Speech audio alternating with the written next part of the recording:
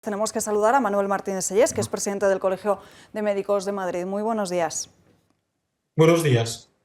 Bueno, a usted le hemos escuchado muchas ocasiones asegurar, sin duda alguna, que la defensa de la vida es algo que va intrínseco con el propio ADN de la medicina, pero justo ahora estábamos también debatiendo de que en un aborto no solo está la mujer, sino que estamos hablando también de una vida que se está creando dentro de su vientre, de un no nacido, y que al final usted también le hemos escuchado decir que ese latido de ese niño se puede escuchar desde apenas los 16 días. Bueno, el latido cardíaco primitivo empieza a los 16 días, hay mucha evidencia científica de eso. Escucharlo con técnicas estándares, habitualmente tardamos un poquito más, en torno al mes de la fecundación es cuando podemos ya detectarlo. En cualquier caso, desde el punto de vista biológico, es indudable que la vida humana empieza con la fecundación y además en Europa esto está admitido desde el año 2011 por el Tribunal Europeo de Justicia.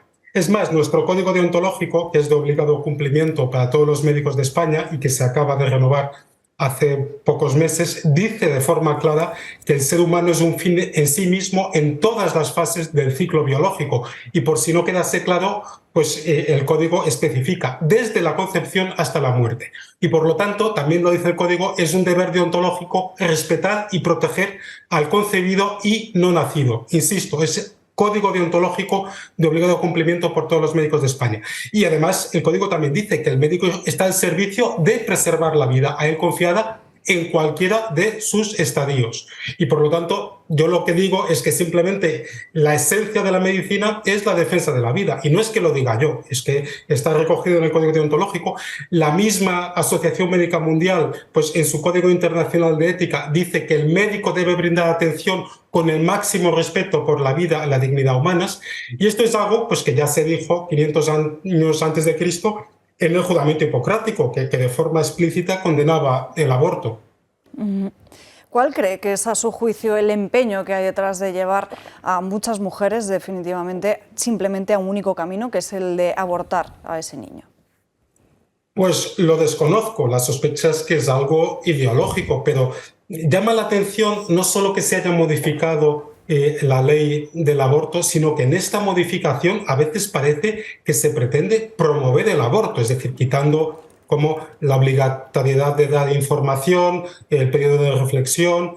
Si una mujer va a abortar, nosotros con nuestros impuestos estamos pagando estos abortos, aunque los abortos se hagan mayoritariamente en centros privados, están concertados, es decir, el coste de ese aborto lo pagamos entre todos, mientras que si una mujer decide seguir adelante con su embarazo, pues no se le da ese coste económico equivalente que le permitiría, pues en estas situaciones de dificultad, pues tener una ayuda. Evidentemente que hay muchas ONGs que sí están prestando este tipo de ayudas, pero llama la atención un poco que haya esta intención como de, en vez de intentar evitar, el promover el aborto. Hay una afirmación que es sorprendente y que seguramente muchos de nuestros espectadores tampoco conozcan, y es que el aborto es una de las principales causas de muerte, no solo en España, sino en el mundo. Al final también estamos viendo cómo hay una tarea muy importante, que es la de informar y explicar realmente a esas mujeres que van a un abortorio y decirles realmente lo que tienen dentro, pero también a qué se van a enfrentar. Desde luego, yo creo que ahí se puede hacer mucho bien dando información. Yo creo que la película Unplanned, que muestra muy bien la cruda realidad del aborto, ha hecho mucho bien, y muchas personas que eran favorables al aborto después de conocer la realidad del aborto han cambiado de opinión. Y además creo que es muy importante el saber que lamentablemente cada vez tenemos a más médicos, a más ginecólogos que han sido condenados por lo que se ha llamado privar del derecho a abortar. Es decir, nace un niño pues, con algún tipo de discapacidad, con un síndrome de Down, y esos padres, esas madres están demandando a los ginecólogos porque están diciendo, oiga, si usted me hubiese dicho que venía el niño con síndrome de Down, yo hubiese abortado, con lo cual ahora ya ha nacido mi hijo y me ha privado de mi derecho a abortar. No solo eso, sino que esto está generando una situación que a mí me parece muy peligrosa de medicina defensiva, que ante cualquier mínima sospecha, sin que esté confirmada, se está informando a las madres, a los padres, de que es posible que el niño tenga algún tipo de malformación, a veces malformaciones leves y a veces ni siquiera existen esas malformaciones, y a raíz de esa información pues los padres están decidiendo abortar. Y ojo, luego no se está confirmando con estudios anatomopatológicos o estudios cromosómicos si la malformación existía o no. Es decir, muchos niños se están abortando cuando son niños sanos, evidentemente que aunque fuesen niños con malformación esto no lo justificaría, pero se están abortando porque existe este temor de las condenas que ya existen lamentablemente en nuestro país, de lo que se llama privar del derecho a abortar. No solo eso, se está persiguiendo la objeción de conciencia. En la gran mayoría de hospitales públicos, al menos en el caso de Madrid, todos los ginecólogos son objetores y por lo tanto no se puede hacer un aborto en esos hospitales públicos. Esas mujeres se están derivando a abortorios privados a abortar. Y hay una intención clara de que se pueda realizar abortos en los hospitales públicos cuando esto va contra al derecho a la objeción de conciencia. La única forma de conseguirlo sería discriminar los médicos que se acojan a su derecho a la objeción de conciencia, cosa que nosotros frontalmente nos opondremos a eso, entre otras cosas porque el derecho a la objeción de conciencia está garantizado por nuestra Constitución y por la Carta Europea de Derechos Fundamentales. Evidentemente, y además que estamos viendo, como siempre se habla mucho, cuando alguien intenta justificar el aborto de una mujer, dice, bueno, es que se ha quedado embarazada muy joven, con 16 años, no puede hacerse cargo de ese niño, pero sin embargo estamos viendo cómo el aborto es algo que pagamos todos los españoles a través de nuestros impuestos, pero luego cuando una mujer se queda embarazada, esas ayudas, esa proporcionalidad no existe porque no se le ayuda a seguir adelante.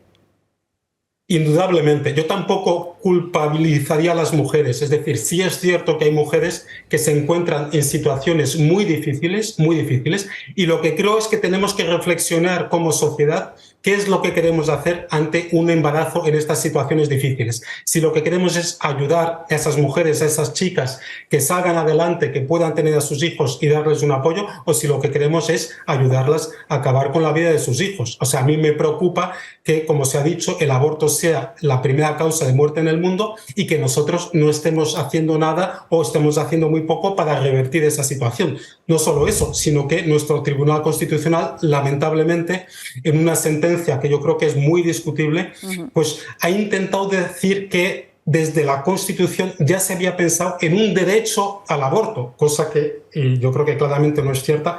Me recuerda un poco lo que sucedió en Estados Unidos en el siglo XIX, cuando su Corte Suprema, el equivalente al Tribunal Constitucional, pues dictaminó que en la Constitución americana pues había un supuesto derecho a tener esclavos, cosa que no existía. Pero bueno, ahí estuvo ese dictamen con votos particulares en contra, como hemos tenido también nosotros en nuestro Tribunal Constitucional, pero lamentablemente cada vez parece más que lo que se pretende es caminar a aumentar el número de abortos en vez de intentar reducirlo al máximo posible. Hay esperanza porque estamos viendo que hay muchos gobiernos que sí que es cierto que están dando marcha atrás y apostando por la vida. No sé cómo lo ve usted. Bueno, yo creo que indudablemente hay esperanza y, como bien dice, tenemos el caso de Estados Unidos, tenemos el caso de Polonia, países que nos han precedido muchas décadas en la legalización del aborto y que poco a poco han ido dando marcha atrás, viendo el drama que implica el aborto, no solo evidentemente para los hijos, que acaba con su vida, pero también para las madres, porque hay muchos estudios que nos hablan de distintos tipos de secuelas psicológicas, mentales y físicas en las madres que han abortado. Y por lo tanto, estos países están dando marcha atrás, significa que es posible hacerlo. Tenemos ahora en breve unas elecciones. Yo creo que se puede votar por muchos motivos, cada uno tiene que votar por aquellos motivos que estime oportunos, pero indudablemente para los que defendemos la vida yo creo que este tiene que ser un motivo claro que nos ayude a decidir cómo vamos a votar el domingo, ¿no? Manuel Martínez Selles, muchísimas gracias por estar con nosotros en directo, como siempre, un placer escucharle. Gracias.